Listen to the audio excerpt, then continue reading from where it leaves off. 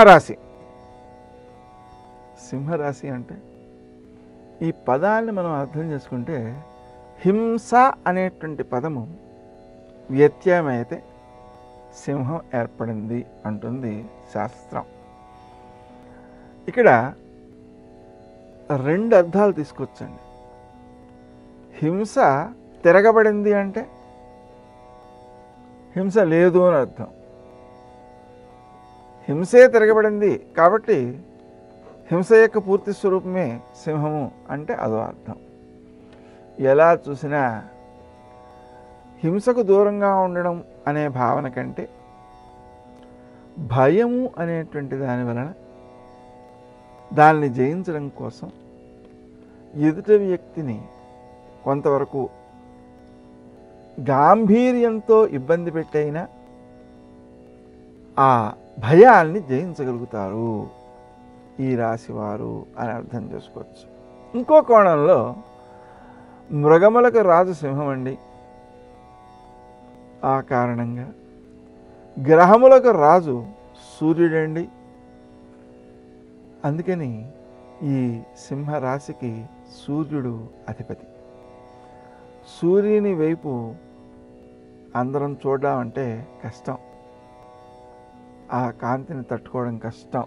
అలాగా ఈ సింహరాశి వారి విషయంలో కూడా ఇతరులు కొంత భయపడుతూనే ఉంటారు. అంటే సింహరాశి వారి యొక్క కళ్ళల్లో కళ్ళు పెట్టి చూడడానికి కూడా ఇతరులు భయపడేలా ఉంటుందన్నమాట. వీరు న్యాయబద్ధమైన ప్రవర్తన కలిగి ఉంటారు. అంతేకాదు తన యొక్క శక్తి సామర్థ్యములతో క్రమంగా అభివృద్ధి చెందేటువంటి లక్షణం వీరి సొంతం. వీరి యందు అందరికీ కూడా గౌరవం ఉంటుంది. ఆ గౌరవంతో పాటు భయం కూడా ఉంటుంది. అందుకని తమ శక్తియుక్తుల్ని రెండింటినీ వినియోగించి వీరికి సహకరిస్తూ ఉంటారు. సమీపంలో ఉండేటువంటి వారందరూ కూడా వీరికి లొంగి ఉంటారు. వీరి వల్ల వారు ప్రయోజనాలని పొందుతూ ఉంటారు. అయినప్పటికీ భయభక్తులతో ప్రవర్తిస్తూ ఉంటారు. వీరికి మంచి కీర్తి ప్రతిష్టలు కావాలని ఉంటుంది. ఆ గుర్తింపును వీరు పొందగలుగుతారు కూడా. అన్యాయం, అవినీతి వీటిని ఏ కొంచెము కూడా భరించలేరు. న్యాయబద్ధులుగా ఉంటారు. తనకి నష్టం కలుగుతున్నా సరే ఏమాత్రము లెక్క చేయకుండా అవినీతిని అరికట్టడం కోసం ప్రయత్నం చేస్తుంటారు. అంతేకాదు ఎవరి నుంచి వీరు భయపడరు. తొందరగా కూడా కోపం వస్తుంటుంది అన్యాయం చూస్తే. అంతేకాదు ఎదుటి వ్యక్తిని మార్గంలో పెట్టడానికి చాలా గంభీరంగా కఠినంగా కూడా మాట్లాడగలరు. ఆ మాటల ద్వారానే 10 మంది వీరికి అనుకూలంగా మారిపోయేటువంటి అవకాశాలు ఉంటాయి. అలాగే ఎవరైతే ఆశ్రయించారో వారిని రక్షించడం కోసం తమ శక్తియుక్తులన్నిటినీ కూడా ఒడ్డి రక్షించగలుగుతారు. అలా వీరి చేత ఎవరైతే ఉపకారం పొందారో వారు మళ్ళీ గుర్తు పెట్టుకోకపోయినా సరే వీరు ఉపకారం చేయడానికి మాత్రం ఏమీ సంశయించరు. అలా ఉన్నందువలన 10 మందికి ఉపకారం చేసినప్పుడు ఏ 7గురో 8గురో మర్చిపోయినా గుర్తుపెట్టుకునే స్వభావం కలిగినటువంటి ఆ కొద్ది మంది వీరి యొక్క ఔన్నత్యాన్ని నిరంతరం గుర్తించేవారుగా, జీవితాంతం మరచిపోలేనివారుగా, వీరిని అనుసరించేవారుగా, సహకరించేవారుగా మిగిలిపోతారు. అందువలన వీరికి జనంలో చాలా మంచి పేరుంటుంది. వారి హృదయాలలో వీరికి చోటు ఉంటుంది. వీరిని మనం జాగ్రత్తగా గుర్తించాల్సి వస్తే నలుగురిలో ఉన్నప్పుడు ఒక ప్రత్యేకంగా కనిపిస్తుంటారు. మనసులో భావాలు ఏమాత్రం బయటపడకుండా గంభీరంగా ప్రవర్తించగలుగుతారు. ఎదుటి వ్యక్తులను ఆకట్టుకోవడానికి అన్ని పనులలోనూ కూడా సహకారం తీసుకోవడానికి, అడగకుండా కూడా సహకారం తీసుకోవడానికి వీరికి అవకాశాలు మెండుగా ఉంటాయి. అయితే ఇష్టం లేకపోతే మాత్రం చనువుగా ప్రవర్తించలేరు, కఠినంగానే వ్యవహరిస్తారు. ఆ విధమైనటువంటి ప్రవర్తన వలన అతి తక్కువ మంది వీరికి దూరం అయ్యేటువంటి అవకాశాలు కూడా ఉన్నాయి. శ్రమ, శారీరకమైన మానసికమైన దాన్ని ఓర్పుతో లక్ష్యాల్ని సాధించే వరకు వదిలిపెట్టకుండా ప్రవర్తించే తీరు కనిపిస్తుంది. ఉదాహరణకి ఒక లేడిపిల్ల పరిగెడుతోంది, ఆ సింహము దాన్ని తిందామని వెంటబడింది అనుకోండి, ఏమవుతుంది అంటే దీనికంటే దాన్ని ముందుగా అందుకోగలుగుతుంది. అంటే లక్ష్యాన్ని సాధించడం విషయంలో ఎంత శ్రమనైనా ఓర్చుకోగలుగుతారు, నిరంతరమైనటువంటి కృషిశీలత ఉంటుంది, విశ్రాంతికి ప్రాధాన్యం లేదు. ఇంకా పెక్కు మార్గాలలో వీరి సామర్థ్యం వికసిస్తుంటుంది. ఎందుకంటే అన్ని రంగాల వారు వీరి యొక్క సహాయ సహకారాలను అపేక్షిస్తూనే ఉండడం వలన వారు ప్రయోజనాలని పొందుతూ ఉంటారు, ఆ ప్రయోజనాలను వీరు కల్పిస్తూ ఉంటారు. కాబట్టి అందరినీ ఆకట్టుకోగలుగుతారు.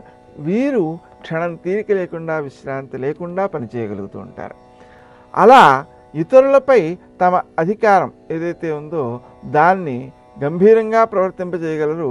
ఇతరుల యొక్క అధికారాన్ని మాత్రం వీరు అంగీకరించరు, స్వతంత్రంగా ప్రవర్తించగలుగుతారు. అయినప్పటికీ కూడా కొన్ని సందర్భాలలో ఇతరుల పొగడ్తలకు లోబడి ఎంత కష్ట నష్టాలున్నా సరే ఓర్చుకొని అవతల వ్యక్తి కోరిన దాన్ని, సహాయాన్ని అందించడానికి ముందుకు వస్తూ ఉంటారు. ఇవన్నీ కూడా మనకు సింహరాశిని జాగ్రత్తగా ఆలోచించడం వలన ఆ సింహంలో ఉండేటువంటి స్వభావాలు ఏమిటి అనేటువంటి దాన్ని మనం గుర్తించినట్లయితే ఈ సమస్యలు మనకు అర్థమవుతుంటాయి. అలాగే అత్యంత క్లిష్టమైనటువంటి పరిస్థితులలో కూడా ఎదుటి వ్యక్తి ఉన్నప్పుడు ఆ వ్యక్తికి సరి అయినటువంటి సలహాలు ఇచ్చి పరిష్కారం తొందరగా చూపించగలుగుతారు. తమ సమస్యల్ని మాత్రం ఇతరులకు వ్యక్తీకరించడానికి ఇష్టపడరు. అంటే మానసికంగా వీరిలో ఆ దాపరికం ఎక్కువ అన్నమాట. అంటే ఇతరుల సమస్యలను పరిష్కారాలు చెబుతుంటారు, తమ సమస్యలు మాత్రం ఎవరితోనూ చెప్పుకోరు. వీరి యొక్క పరిపూర్ణమైనటువంటి ప్రజ్ఞ ఏదైతే ఉందో అది ఏ పదాన్ని ఎంత ఒత్తి పలకాలో, ఏ వాక్యాన్ని ఏ రకమైన భావం ఎదుటి వ్యక్తిలో కలిగేలా పలకాలో ఆ నైపుణ్యం అధికంగా ఉంటుంది. ఆ కారణంగా వీరి యొక్క మాటలకు, భావాలకు, ఉపన్యాసాలకు కూడా ఎదుటి వ్యక్తులు లోబడిపోయి వీరు అనుసరించేటువంటి మార్గంలో వీరిని వెన్నంటి సహకరించడానికి ప్రయత్నం చేస్తారు. దీన్నే నాయకత్వ లక్షణం అంటాం. అటువంటి నాయకత్వ లక్షణం వీరిలో అధికంగా కనిపిస్తుంటుంది. అక్రమంగా ఎవరైనా ప్రవర్తిస్తున్నట్లయితే వారు ఏ ప్రయోజనం కోసం అలా చేస్తున్నారో ఆ ప్రయోజనానికి మించినటువంటి కష్టాలలో వారిని నెట్టేయగలరు. అంటే అన్ని వైపుల నుంచి వారిని బంధించి ఆ చెడు చేయకుండా కాపాడతారన్నమాట. వీరికి కీర్తికాంక్ష అధికమే, పదవీ ప్రీతి కూడా అధికంగానే ఉంటుంది. ఆ కారణంగా దాన్ని నిలబెట్టుకుంటూ ఉంటారు. అధికారం ముందు వాంఛ అంటే ఎదుటి వ్యక్తులకు సహకరించడం కోసం అధికారాన్ని వినియోగించుకోవాలనేటువంటి తపనతో వీరు ప్రవర్తించినందువలన స్వార్థాలకు అతీతంగా పనిచేయగలుగుతుంటారు. ఇంకా అప్పులు చేయడం అంటే వీరికి చాలా ధైర్యం ఉంటుంది. ఎందువలన అంటే అవి సొంతానికి వాడేసుకోవట్లేదు, ఇతరులకు ఉపకరించడం కోసం ఉపయోగిస్తున్నాం, లేదా స్థిరాస్తి పెంపులకు వినియోగిస్తున్నాము అనేటువంటి భావనలు వీరిలో గోచరిస్తాయి. అంటే ఈ మూడు మార్గాల్లో మనం అధిక వ్యయం చేసినప్పటికీ కూడా అది నష్టానికి సూచకం కాదు, రాబోయే లాభానికి మాత్రమే ఇది సూచకమవుతుంటుంది. ఈ అప్పులు చేయడం అనేటువంటి దాని విషయంలో కూడా ఎవరి దగ్గరైతే వీరు అప్పు చేశారో వాళ్ళు వీరి యందు ఉండేటువంటి ఆ గౌరవము, వీరి ప్రవర్తనలో ఉండేటువంటి గాంభీర్యము అనేటువంటి వాటి వలన అతి తరచుగా మనకు వారి యొక్క ఆ విశ్వనాయకత్వం గోచరిస్తూ ఉంటుంది. లక్ష్యాన్ని సాధించడం విషయంలో పూర్తిగా సాధించగలుగుతారు. ఇతరుల యొక్క సహాయాన్ని వీరు అపేక్షించకపోయినా వీరికి సహకరించడమే మనకు అనుకూలత, దీనివల్లనే మనం అభివృద్ధి చెందుతాం అనేటువంటి విశ్వాసంతో వీరికి సహకరించేవారు కూడా ఎక్కువగానే ఉంటారు. వీరి ప్రజ్ఞ మాత్రం అమోఘమైనటువంటిది. అందువలన ఇతరులను ఆదుకోవడం కోసం ఈ ప్రజ్ఞను వినియోగించి ఇతరుల సమస్యలను పరిష్కరించడం కోసం ప్రయత్నం చేసిన పక్షంలో అతి త్వరలోనే ప్రజామోదాన్ని పొందడం, ప్రజల నుంచి మద్దతు పొందడం, ప్రజల హృదయాలలో చోటు సంపాదించుకోవడం మొదలైనటువంటి అవకాశాలనే లభిస్తాయి. అయితే ఈ వ్యక్తులకు పంచమ స్థానం విషయంలో ఉండేటువంటి కొంత తేడాల వల్ల ఆ సంతానం మొదటి సంతానం అనారోగ్యాలను పొందేటువంటి అవకాశాలు ఉన్నాయి. అందువలన వీరు ముందు నుంచి జాగ్రత్త తీసుకుని సంతానాన్ని పొందే ముందే పెరుగుదానం చేయడం, అలాగే నమో దేవ్యై మహాదేవ్యై దుర్గాయై సతతం నమః, పుత్ర సౌఖ్యం దేహి దేహి గర్భరక్షాం కురుష్వనః, ఇలాంటి మంత్రాలతో ఆ సంతాన శక్తిని వృద్ధి చేసుకున్నట్లయితే కలిగేటువంటి సంతానం అభివృద్ధికారిగా, వారు అభివృద్ధిలోకి వచ్చేగా, మనకు మేలు చేసేదిగా, ప్రపంచానికి మేలు చేసేదిగా, న్యాయబద్ధమైనటువంటి సంతానాన్ని బాగా వృద్ధి చేయగలుగుతారు. ఇంకో విశేషం ఏంటంటే వీరిని మనం జాగ్రత్తగా పరిశీలన చేసినట్లయితే వీరి ఆలోచనలే వీరు కష్టాలని పొందడానికి కూడా కారణమవుతుంటాయి. అంటే కష్టాలను తెచ్చుకుంటారు, కోరి తెచ్చుకున్నట్టుగా. అలాగే వీరి సంతాన వర్గంలో కూడా వీరితో వైరుధ్యాన్ని పొందే అవకాశాలు ఉంటాయి. అవి లేకుండా ఉండడం కోసం కూడా ప్రతిరోజు పెరుగు దానం చేయటం తప్పనిసరి.